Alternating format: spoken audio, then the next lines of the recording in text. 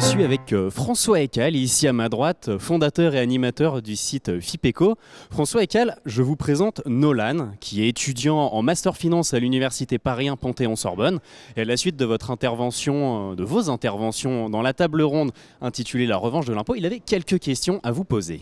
Nolan, je te laisse la parole. Merci. Parmi les éléments majeurs de cette conférence sur la revanche de l'impôt, on retrouve notamment l'argument de la fuite des entreprises en cas d'augmentation de l'impôt. Pouvez-vous expliquer brièvement comment cela se procède ? Alors, les entreprises multinationales qui sont implantées dans plusieurs pays ont à un moment ou à un autre des décisions à prendre en matière de choix d'implantation de leurs usines, de leur commerce, enfin de leurs outils de production. Ce choix, ils le font sur la base de multiples critères. Il y a bien sûr la qualité des infrastructures, la qualité des institutions, la qualité de la main-d'œuvre, tout ça joue. Mais dans ces paramètres, il y a la fiscalité, bien sûr. Ça compte. Et dans les éléments relatifs à la fiscalité, il y a l'impôt sur les sociétés. Et l'impôt sur les sociétés, c'est à la fois un taux et puis des tas de règles d'assiette souvent très compliquées. Mais le taux, je dirais, le problème entre guillemets du taux, c'est qu'il est très bien connu. Tout le monde sait quel est le taux de l'impôt sur les sociétés en France, aux Pays-Bas, en Irlande, voilà.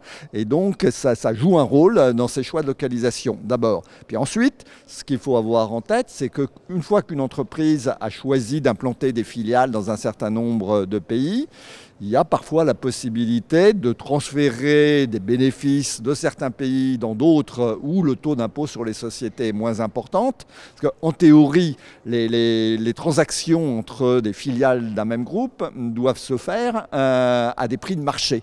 Quand c'est des transactions sur du pétrole, le prix de marché, il est facile à trouver. Il y a un cours mondial du pétrole, donc ces entreprises ne peuvent pas beaucoup tricher sur le prix auquel ils se vendent du pétrole.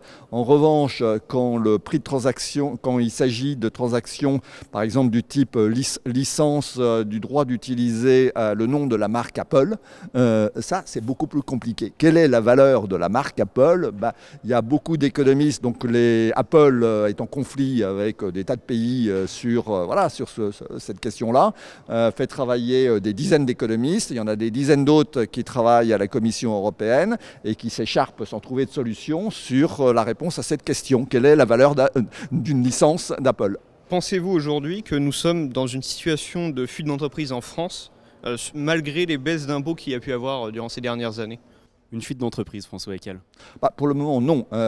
C'est plutôt, je pense quand même que les mesures qui ont été prises depuis la première élection de Macron ont plutôt eu un effet positif.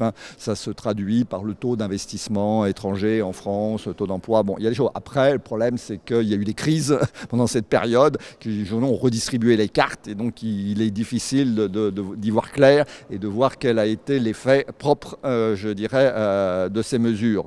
Donc ça a plutôt été dans le bon sens. Est-ce qu'il faut pour autant repartir dans l'autre sens ? C'est le débat aujourd'hui, parce qu'aujourd'hui il n'est plus question de baisser les impôts pour des raisons liées au déficit et à la dette publique.